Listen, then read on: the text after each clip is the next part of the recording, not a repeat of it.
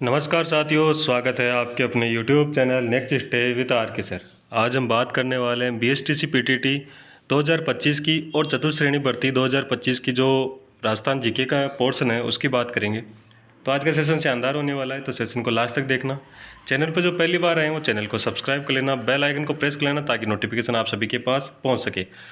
ठीक है, चलिए आगे बढ़ते हैं अपने सेशन की ओर। क्वेश्चन नंबर 1 दे रखा है, क्षेत्रफल की दृष्टि से राजस्थान का सबसे बड़ा जिला कौन सा है। क्षेत्रफल की दृष्टि से राजस्थान का सबसे बड़ा जिला कौन सा है ये हमें बताना है।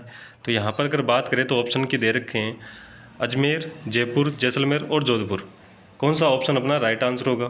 तो यहाँ पर आप सभी को पता है कि सबसे बड़ा जो जिला है वो कौन सा है, जैसलमेर है। ऑप्शन सी अपना राइट आंसर हो जाएगा। अगर बात करें कितने किलोमीटर है तो ये है 38,401 किलोमीटर, वर्ग किलोमीटर। ठीक है, 38,401 वर्ग किलोमीटर है। ठीक है ना इसका क्षेत्रफल। चलिए आगे बढ़ते हैं क्वेश्चन नंबर 2 की ओर। क्वेश्चन नंबर 2 हमारे पास दे रखा है, निम्नलिखित में से किस शहर को राजस्थान का औद्योगिक शहर कहते हैं। राजस्थान का औद्योगिक शहर किसे कहा जाता है। तो यहाँ पर अगर ऑप्शन दे रखे हैं हमारे पास जोधपुर, कोटा, भीलवाड़ा और चित्तौड़गढ़। कौन सा जिला है या कौन सा शहर है जिसे हम औद्योगिक शहर के नाम से जानते हैं। तो यहाँ पर अगर ऑप्शन की बात करें तो ऑप्शन बी अपना राइट आंसर हो जाएगा। कोटा जो शहर है वो औद्योगिक शहर के नाम से जाना जाता है। ठीक है, चलिए आगे बढ़ते हैं क्वेश्चन नंबर 3 की ओर। क्वेश्चन नंबर 3 दे रखा है, लाठी सीरीज क्या है। क्वेश्चन नंबर 3 दे रखा है, लाठी सीरीज क्या है। भूमिगत जल पट्टी, वन संरक्षण कार्यक्रम, सेवन घास पट्टी या उपरोक्त सभी। कौन सा ऑप्शन अपना राइट आंसर हो जाएगा। अगर बात करें इसकी लाठी सीरीज की तो ये जैसलमेर में है, जैसलमेर में है। ठीक है, और जैसलमेर में कहाँ से कहाँ तक, तो हम इसकी बात करें तो ये है मोहनगढ़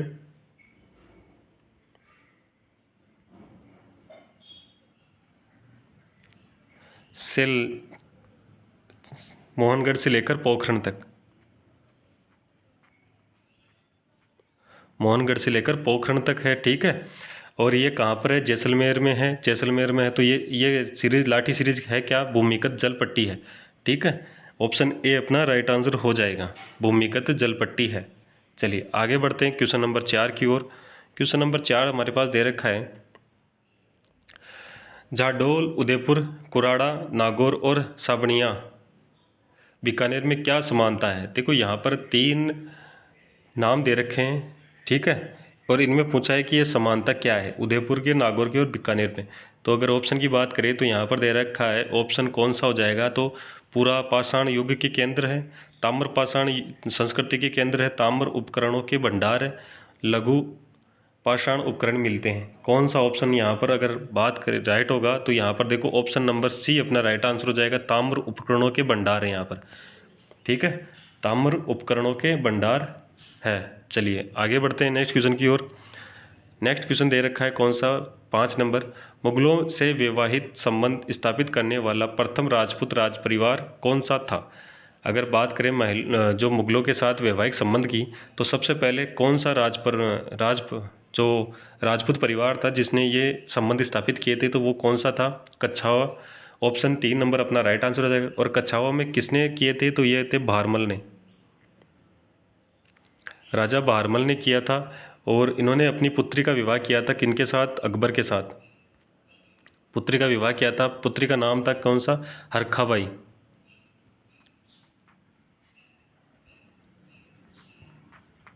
हरखा बाई नाम था। ठीक है, और इनका विवाह किसके साथ किया गया था, तो अकबर के साथ किया गया था। ठीक है, अकबर के साथ किया गया था। और अगर बात करें कब किया गया था, सन की बात करें 1562 में किया गया था। और अगर स्थान की बात करें, कभी आपको पूछ ले कि कहाँ पर, तो सांबर झील में, सांबर झील में। ठीक है, ये 3-4 चीज़ें आपको तो पता होनी चाहिए। आगे बढ़ते हैं नेक्स्ट क्वेश्चन की ओर। क्वेश्चन नंबर 6 की ओर। क्वेश्चन नंबर 6 दे रखा है, तेजा जी का जन्म कहाँ हुआ। तेजा जी का जन्म कहाँ हुआ, तो यहाँ पर अगर बात करें तो खरनाल। ऑप्शन 4 अपना राइट आंसर हो जाएगा। ऑप्शन 4 अपना राइट आंसर हो जाएगा, खरनाल में तेजा जी का जन्म हुआ। ठीक है, चलिए आगे बढ़ते हैं नेक्स्ट क्वेश्चन की ओर। क्वेश्चन नंबर 7 दे रखा है, अधोलिखित लोक देवता मुख्य तीर्थ स्थल में से कौन सा युग्म असंगत है, ये हमें बताना है। यहाँ पर हमारे पास एक तरफ दे रखा है लोक देवता और दूसरी तरफ दे रखा है उनका तीर्थ स्थल दे रखा है, ठीक है।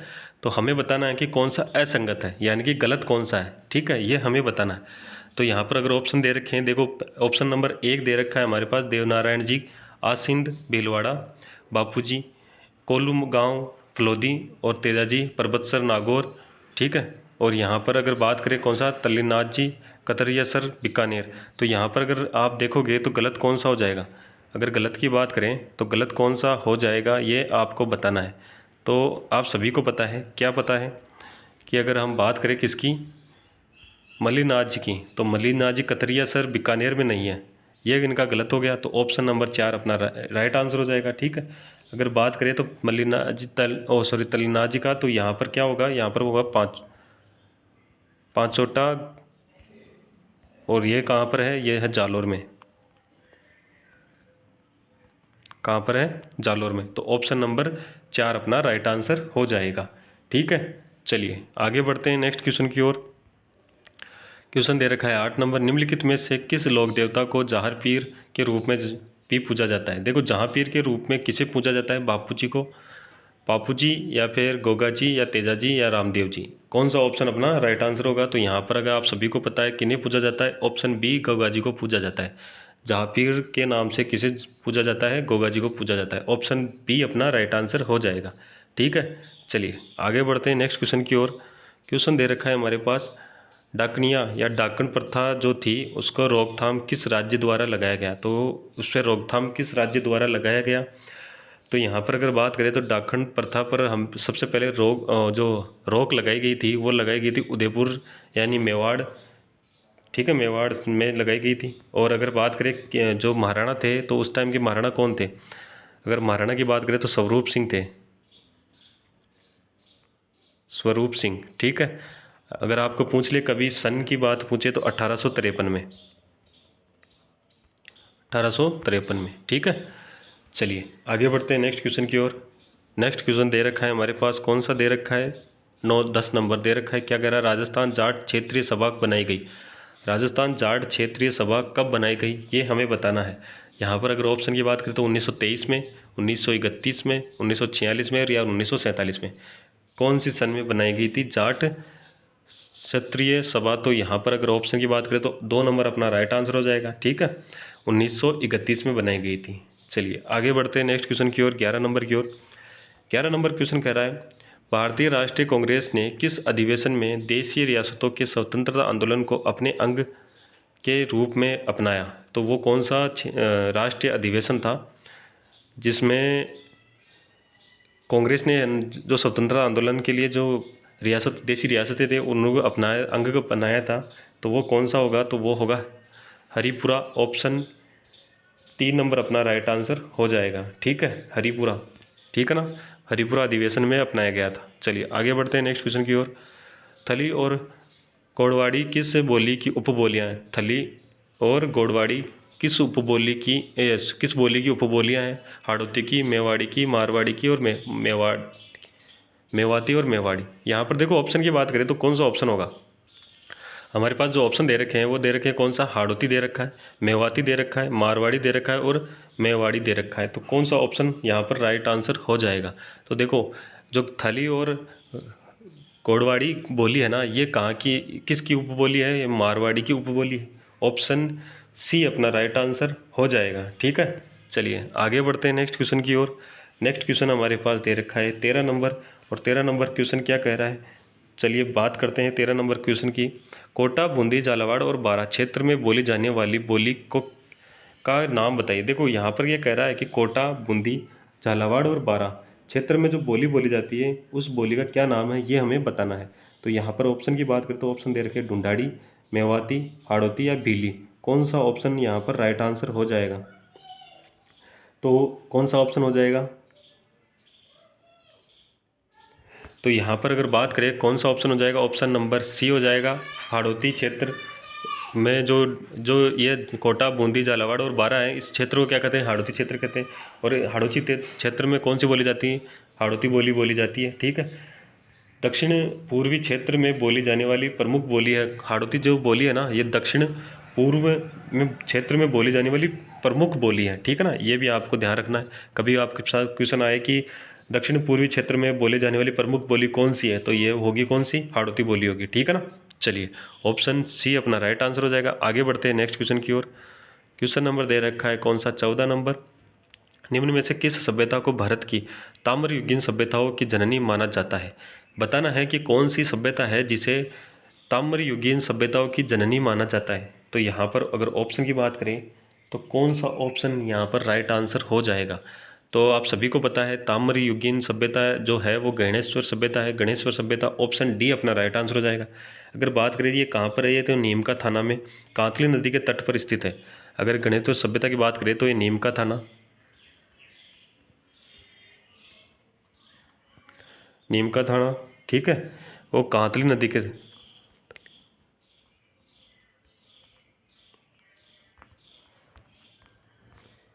कांतली नदी के तट पर, ठीक है। अगर इसकी बात करें उत्खनन की तो ये कब किया गया था, 1977 में, ठीक है। और किसके द्वारा, रत्नचंद्र अग्रवाल के ने इसकी खुदाई की थी। देखो रत्नचंद्र अग्रवाल ने इसकी खुदाई की थी, ठीक है। चलिए आगे बढ़ते हैं नेक्स्ट क्वेश्चन की ओर।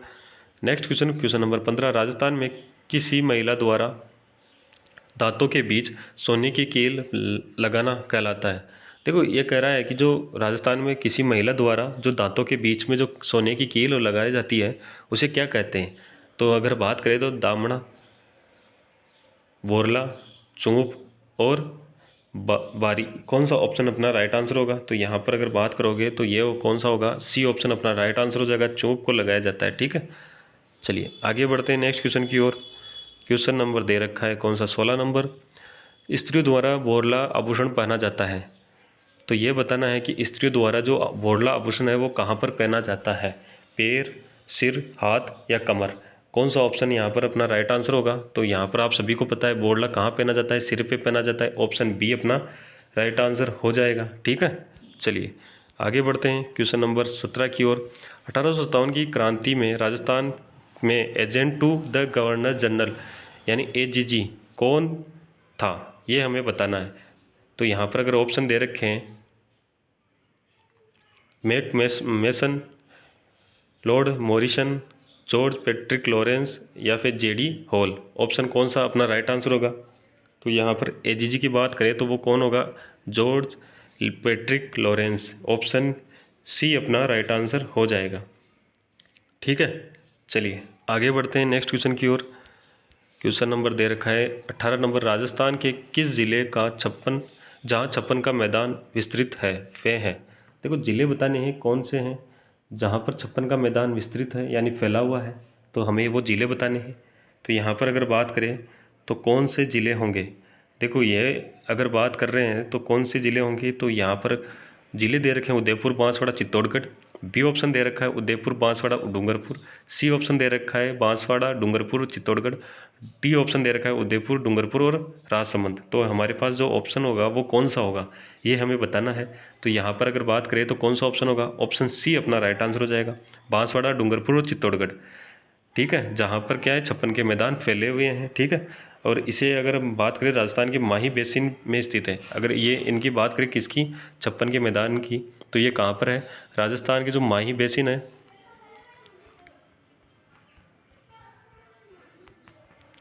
माही बेसिन में फैले हुए हैं, ठीक है। चलिए आगे बढ़ते हैं नेक्स्ट क्वेश्चन की ओर। Question number 19। निम्न में से किस नदी का उद्गम गोगुंदा की पहाड़ियों से होता है। हमें बताना है कि जो नदियाँ दे रखी है इनमें से किस नदी का जो उद्गम स्थल है वो गोगुंदा से होता है।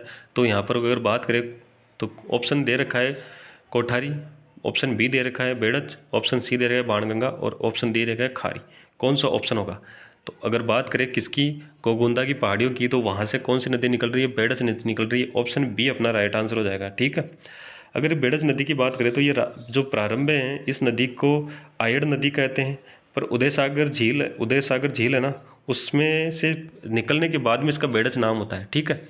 अगर बात करें किसकी, बेड़च नदी की, तो ये क्या है, उदयसागर झील है।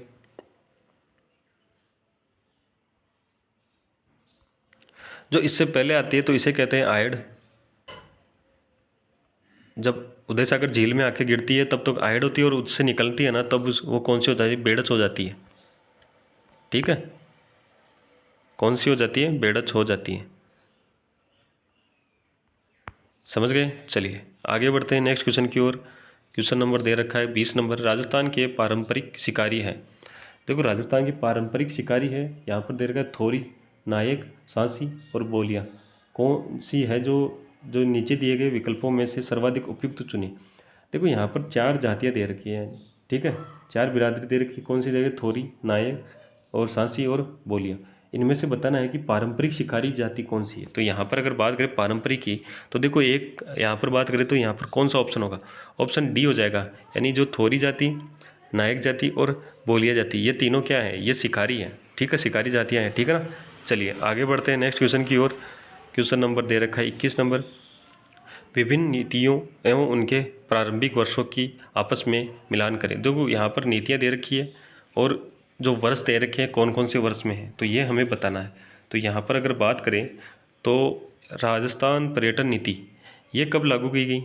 अगर राजस्थान पर्यटन नीति की बात करें तो ये कब लागू की गई, तो ये की गई कब, 2020 में। यानी कि जो ए में आएगा वो आएगा बी, ए में क्या आएगा, बी आएगा, ठीक है। राजस्थान इको टूरिज्म पॉलिसी ये कब लागू की गई, तो ये की गई कब, 2021 में। यानी बी, ब में क्या आएगा, ए आएगा। राजस्थान हस्तशिल्प नीति इसकी बात करें तो ये कब लागू की गई, तो ये की गई 2022 को। और जो अंधता नियंत्रण नीति है ये है 2023 की। तो यहाँ पर आप सभी को पता है, आपने देख लिया होगा, मिलान कर लिया हमने, ठीक है। चलिए आगे बढ़ते हैं नेक्स्ट क्वेश्चन की ओर। फिल्म सिटी और हाथी गांव कहाँ विकसित किए गए हैं। फिल्म सिटी और हाथी गांव कहाँ पर विकसित किए गए ये हमें बताना है। तो यहाँ पर ऑप्शन की बात करें तो जयपुर, भरतपुर, धौलपुर और टोंक, कौन से जो हाथी गांव और फिल्म सिटी विकसित किया गया है, कहाँ पर किया गया है, तो ऑप्शन कौन सा हो जाएगा, ए ऑप्शन हो जाएगा, जयपुर में किया गया है, ठीक है। चलिए आगे बढ़ते हैं नेक्स्ट क्वेश्चन की ओर। क्वेश्चन नंबर दे रखा है चैत्र कृष्ण अष्टमी को जयपुर में कौन सा मेला आयोजित होता है। देखो चैत्र कृष्ण अष्टमी को जयपुर में कौन सा मेला आयोजित होता है, जमुआय माता का, पतंग महोत्सव, गोविंद देव जी का या शीतला माता का। बात करें किसकी, चैत्र कृष्ण अष्टमी की, तो यहाँ पर कौन सा मेला आयोजित होता है, तो शीतला माता का मेला आयोजित होता है, ठीक है, इसे शीतलाष्टमी भी कहते हैं। चलिए ऑप्शन डी अपना राइट आंसर हो जाएगा। चलिए आगे बढ़ते हैं नेक्स्ट क्वेश्चन की ओर। क्वेश्चन नंबर दे रखा है 24 नंबर, फुलडोल मेला जो कि चैत्र कृष्ण प्रतिपदा में से पंचमी तक आयोजित होता है, इसका आयोजन कहाँ किया जाता है। फुलडोल जो महोत्सव है, जो मेला है, वो कहाँ पर आयोजित होता है ये हमें यहाँ पर बताना है। भीलवाड़ा, चित्तौड़गढ़, बारा और जोधपुर, कौन सा ऑप्शन राइट आंसर हो जाएगा। तो यहाँ पर आप सभी को पता है भीलवाड़ा में होता है, ठीक है। चलिए आगे बढ़ते हैं नेक्स्ट क्वेश्चन की ओर। क्वेश्चन नंबर दे रखा है 25 नंबर, निम्न में से किस देवी को शिशु रक्षक देवी, लोक देवी माना जाता है। हमें बताना है कि कौन सी देवी है जिसे शिशु रक्षक लोक देवी माना जाता है। तो महामाया माता, चौथ माता, छिंज माता या घेवर माता, कौन सा ऑप्शन राइट आंसर होगा। तो यहाँ पर अगर बात करें शिशु रक्षक देवी की, तो वो कौन सी है, महामाया। ऑप्शन नंबर ए अपना राइट आंसर हो जाएगा, ठीक है। चलिए आगे बढ़ते हैं नेक्स्ट क्वेश्चन की ओर। क्वेश्चन नंबर 26 की ओर। क्वेश्चन नंबर 26 हमारे पास दे रखा है, लोक देवता रामदेव जी ने किस सन में जीवित समाधि ली। लोक देवता रामदेव जी ने किस सन में जीवित समाधि ली, तो वो सन कौन सा होगा। तो उसकी बात करें तो यहाँ पर ऑप्शन की बात करें तो ऑप्शन अपना कौन सा राइट आंसर हो जाएगा, तो ऑप्शन सी राइट आंसर हो जाएगा, 1458 ईस्वी में, ठीक है। अगर तिथि की बात करें तो भाद्रपद शुक्ल एकादशी को ली थी इन्होंने समाधि। अगर आपको पूछ ले कि कौन सी तिथि को ली थी, तो आप सभी को पता होना चाहिए कि भाद्रपद शुक्ल एकादशी को लोक देवता रामदेव जी ने क्या ली थी, समाधि ली थी, ठीक है, जीवित समाधि ली थी। और अगर स्थान पूछ लिए तो रूणीचा जैसलमेर आप सभी को पता है, ठीक है ना। चलिए आगे बढ़े नेक्स्ट क्वेश्चन की ओर। क्वेश्चन नंबर 27 की ओर बढ़ते हैं। क्वेश्चन नंबर 27 हमारे पास दे रखा है, मोहन वीणा है जो संगीत वाद्य का आविष्कार किसने किया। जो मोहन वीणा है, मोहन वीणा का जो वाद्य यंत्र है, इसका आविष्कार किसने किया था। तो यहाँ पर कौन सा ऑप्शन राइट आंसर हो जाएगा, डॉक्टर पी.के. सेठी, कपूर चंद कुलिश, जगदीश सिंह या पंडित विश्व मोहन भट्ट, कौन सा ऑप्शन राइट आंसर हो जाएगा। तो यहाँ पर अगर आप बात करें तो ऑप्शन डी अपना राइट आंसर हो जाएगा, ठीक है। अगर मोहन वीणा की बात करें तो ये पंडित विश्व मोहन भट्ट द्वारा आविष्कार किया गया था। और इसकी बात करें तो ये संशोधित स्लाइड गिटार है। अगर यहाँ पूछ ले तो ये क्या है, संशोधित स्लाइड गिटार है। ठीक है, गिटार है, ये ध्यान रखना आपको, स्लाइड गिटार है। ठीक है ना। चलिए आगे बढ़ते हैं नेक्स्ट क्वेश्चन की ओर। क्वेश्चन नंबर 28 देगा, होली पर पुरुषों द्वारा कौन से गीत गाए जाते हैं। देखो होली जो पर्व होता है, उस त्यौहार होता है, उस पर पुरुषों द्वारा कौन सा गीत है वो गाया जाता है। तो यहाँ पर अगर बात करें तो वो कौन सा गीत होगा, तो वो होगा कौन सा, रसिया। ऑप्शन डी अपना राइट आंसर हो जाएगा, रशिया गीत गाया जाता है। ठीक है, चलिए आगे बढ़ते हैं नेक्स्ट क्वेश्चन की ओर। क्वेश्चन नंबर दे रखा है 29 नंबर, भाखरा नांगल परियोजना राजस्थान की निम्नलिखित राज्यों के साथ संयुक्त परियोजना है। देखो यहाँ पर 4 ऑप्शन दे रखे, पंजाब, हिमाचल प्रदेश, हरियाणा और उत्तर प्रदेश। इनमें से किन किन राज्यों के साथ संयुक्त परियोजना बनाती है कौन सी भाखरा नांगल परियोजना है, वो हिमाचल प्रदेश या पंजाब या हरियाणा या उत्तर प्रदेश। कौन से राज्य हैं राजस्थान के साथ जो संयुक्त रूप से परियोजना है। तो यहाँ पर देखो कौन सा ऑप्शन हो जाएगा, एक तो हो जाएगा ए यानी कि जो पंजाब है वो, और एक हो जाएगा हरियाणा सी। तो ए व सी दोनों राजस्थान के साथ इस परियोजना में भाग लेते हैं। तो ये कौन सी हो गई, सी ऑप्शन अपना राइट आंसर हो जाएगा। ठीक है, ए और सी। ठीक है, चलिए अगर इसमें बात करें तो इसमें जो राजस्थान का हिस्सा है वो 15.2% का हिस्सेदारी है। ठीक है, और इससे राजस्थान क्या करता है, एक सिंचाई करता है और पेयजल की जो व्यवस्था है वो दोनों इससे करता है। ठीक है, चलिए आगे बढ़ते हैं नेक्स्ट क्वेश्चन की ओर। और आज के सेशन का लास्ट क्वेश्चन कह रहा है, लाडली दास निम्न में से किस चित्रकला शैली का चित्रकार था। लाडली दास है वो किस जो चित्र शैली है उसका कलाकार था, तो यहाँ चित्रकार था। तो यहाँ पर जो ऑप्शन दे रखा है, किशनगढ़, जैसलमेर, बूंदी, अलवर, कौन सा ऑप्शन होगा। तो यहाँ पर अगर बात करें तो ऑप्शन ए हो जाएगा, किशनगढ़ चित्रशैली से चित्रकार था। ठीक है, अगर बात करें तो इन्होंने क्या किया था, गीत गोविंद को 1820 ईस्वी में है ना चित्रित किया था। 1820 ईस्वी में क्या किया था, गीत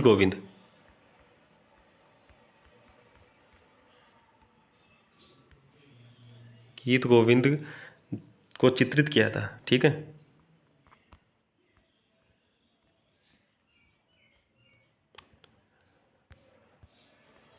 तो आज का सेशन कैसा लगा, अगर अच्छा लगा है तो लाइक कर देना, अपने दोस्तों के साथ शेयर कर देना। जो भी पीटीटी, बीएसटीसी या चतुर्थ श्रेणी की तैयारी कर रहे हैं उन सभी को शेयर कर देना। ठीक है ना, क्लास को, चैनल को सब्सक्राइब कर लेना, बेल आइकन को प्रेस कर लेना ताकि नोटिफिकेशन आप सभी के पास पहुंच सके। ठीक है, और शाम 4 बजे हमारी जो रीजनिंग की क्लास होने वाली है तो आप उसी में भी जुड़ जाना। ठीक है ना, चलिए धन्यवाद, जय हिंद, जय भारत।